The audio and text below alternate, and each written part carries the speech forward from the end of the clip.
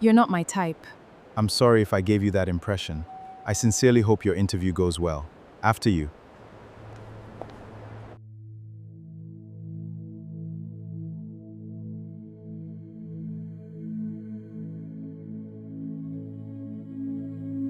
She looked absolutely stunning, not because life had been kind to her, but because too many people had sacrificed to get her to this morning. If Dara Owusu had been asked to return everything she was wearing that day, she would have gone home in almost nothing. The elegant navy blue blazer belonged to her cousin. The silk blouse belonged to her best friend. The black leather heels, though half a size too small, belonged to her older sister. The slim gold watch resting gently on her wrist had been borrowed from her aunt.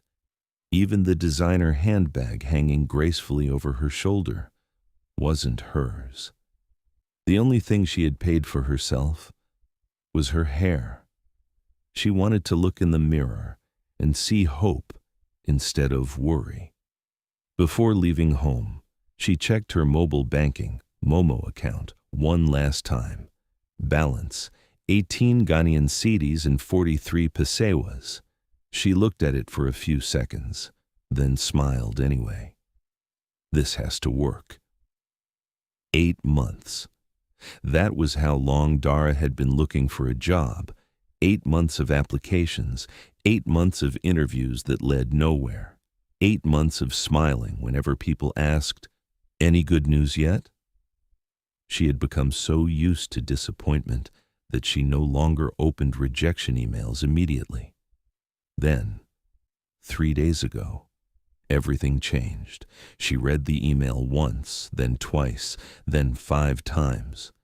She even checked the sender's address just to make sure it wasn't a scam.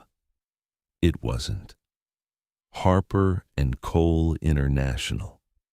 "We are pleased to invite you for an interview," she cried, not because she had been offered the job, but because someone had finally given her a chance.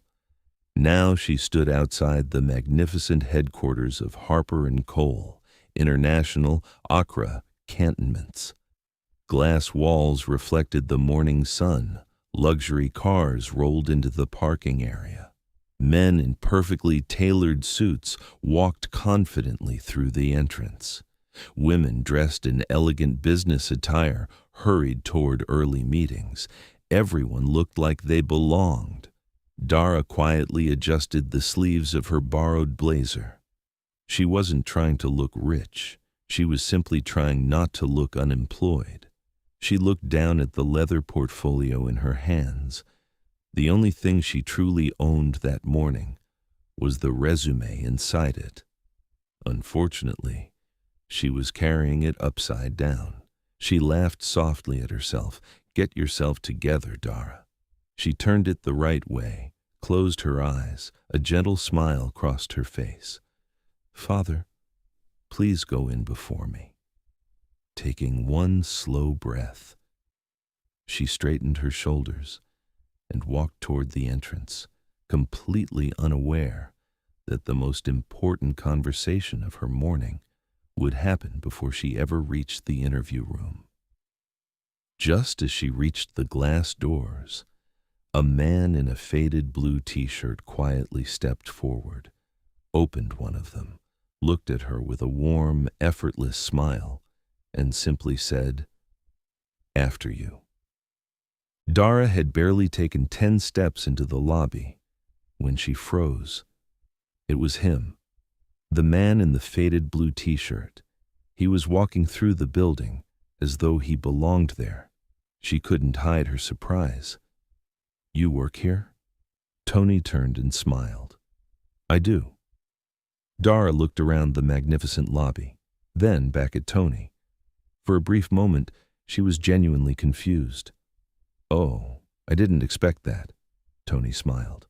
"I get that a lot."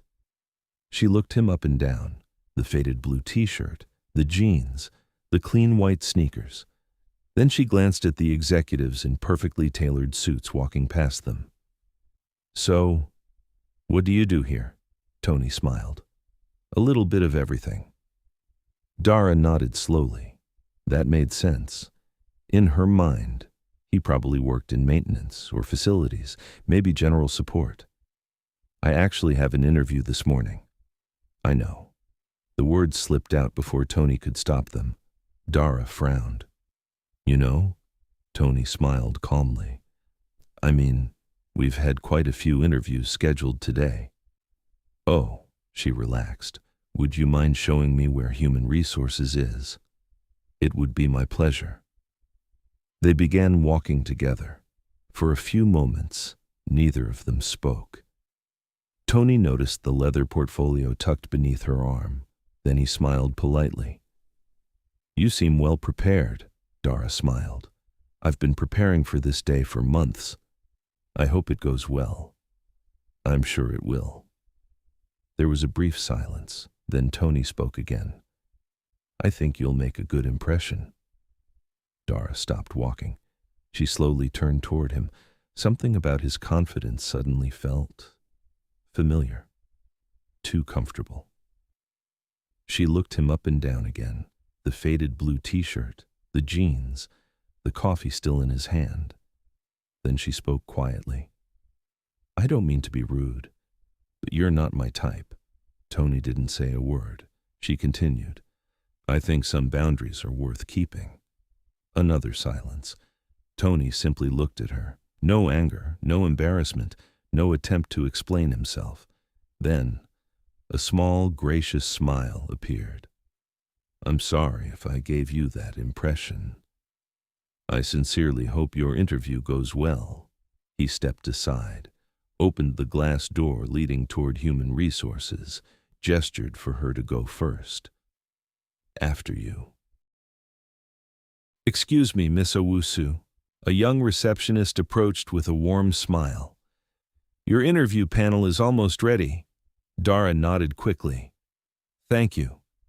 Right this way, please. The receptionist led her toward a private elevator. Dara slowed her steps. I'm sorry. I thought human resources was on the 7th floor. The receptionist smiled. It is. Dara looked at the elevator. Then, why are we taking this one? The interview has been moved. Dara's heart skipped. Moved? Yes? The executive board requested to meet you personally. For a brief moment, Dara forgot how to breathe. The executive board. Her throat suddenly felt dry. This wasn't supposed to happen.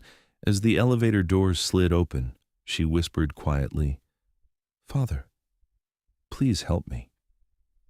The doors closed. The elevator began to rise. 8, 9, 10. The glowing numbers climbed one by one. With each floor, her confidence seemed to stay behind. She tightened her grip on the leather portfolio. This definitely wasn't an ordinary interview anymore. Ding. The elevator came to a gentle stop. The doors opened. The receptionist smiled warmly. They're waiting for you. At the end of a long, elegant hallway stood 2 enormous walnut doors. One of them slowly swung open. Beyond it was the most magnificent boardroom Dara had ever seen. A long, polished walnut table stretched across the room. Distinguished men and women in immaculate business suits sat quietly in their seats. The room was perfectly silent. Only one chair remained empty, the one prepared for her. Dara looked around. They're all waiting for me. The receptionist smiled. Please, take your seat. Dara swallowed nervously, straightened her borrowed blazer one last time, and walked toward the empty chair. Every pair of eyes followed her. She sat down carefully. No one spoke. The silence wasn't uncomfortable. It was intentional. Dara glanced toward the head of the table. The chair was turned slightly away from her. Whoever sat there had their back to the room. She couldn't see their face. The room waited. So did she. The room remained perfectly still. No one spoke. No one shuffled a single paper. The silence itself commanded respect. Dara folded her hands together beneath the table. She could hear her own heartbeat. The chair at the head of the table remained turned slightly away. Whoever sat there still hadn't looked at her. Then, slowly, the chair turned. Dara looked up, her breath caught. It was him, the man in the faded blue t-shirt. For one impossible moment, her mind refused to believe what her eyes were seeing. No, that couldn't be right. He looked exactly the same faded blue t-shirt, the same dark jeans, the same simple wristwatch, the same calm expression. Only now, he sat at the head of the executive boardroom. Tony quietly closed the leather folder in front of him. It was her resume.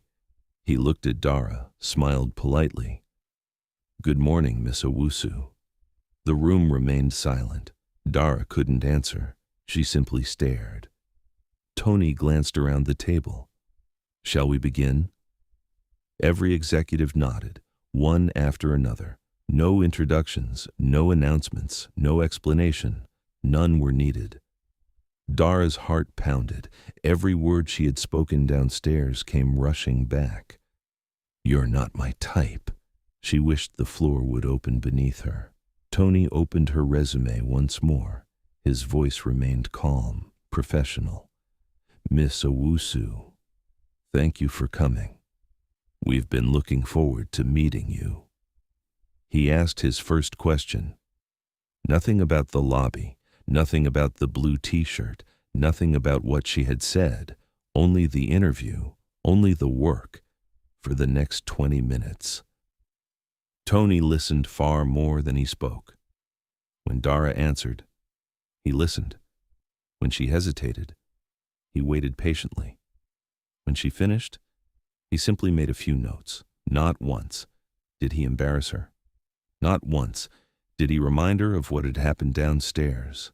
Not once did he make her feel small. When the interview ended, Tony quietly closed the folder. He looked at Dara. "Thank you, Miss Owusu. It was a pleasure meeting you." He stood. Every executive stood with him. "We'll be in touch." That was all. No lecture, no revenge, no humiliation, only dignity. Dara stood slowly. She wanted to apologize. The words reached her lips, but refused to come out. Instead, she lowered her eyes. "Thank you, Mr. Harper." She turned, walked toward the door, and quietly left the room. For the first time that morning, the borrowed blazer no longer made her feel confident.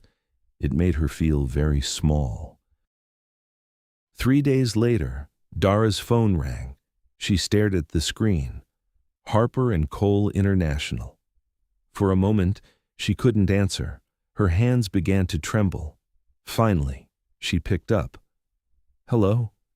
May I speak with Miss Dara Owusu?" "This is she." There was a brief pause. Then, "Congratulations. We're delighted to offer you the position." Dara closed her eyes. The tears came instantly. Not loud tears, the quiet kind, the kind that only appear after carrying disappointment for far too long. "Thank you. Thank you so much." She sat down on the edge of her bed, looked toward heaven, and whispered, "Thank you, Father." 6 months later, Harper & Cole International already felt like home. Dara had become one of the company's most respected young professionals. She worked hard, listened more than she spoke, treated everyone with kindness, from the security guards to the senior executives. One Monday morning, she arrived early for work. As she approached the entrance, she noticed a young man standing alone. He wore an expensive charcoal suit, polished shoes, a luxury wristwatch. His resume rested neatly inside a leather folder. He looked confident, almost too confident. Dara smiled warmly. "Good morning. Are you here for an interview?" He nodded. "Yes." Without saying another word, Dara stepped forward, pulled open the large glass door, and smiled. "After you," the young man smiled back. "Thank you." He walked inside. Dara followed a few steps behind. Just then, someone quietly walked past her. A faded blue t-shirt, dark jeans, a simple cup of coffee. Tony. He continued walking toward the elevators, without saying a single word, without looking back, without even slowing down. Dara watched him disappear into the crowd of employees. A small smile appeared on her face. Then, she turned, walked into Harper & Cole International, and began another day. She got the job, but she had not yet earned his trust. The story continues. If this story touched you, subscribe and join us for episode 2.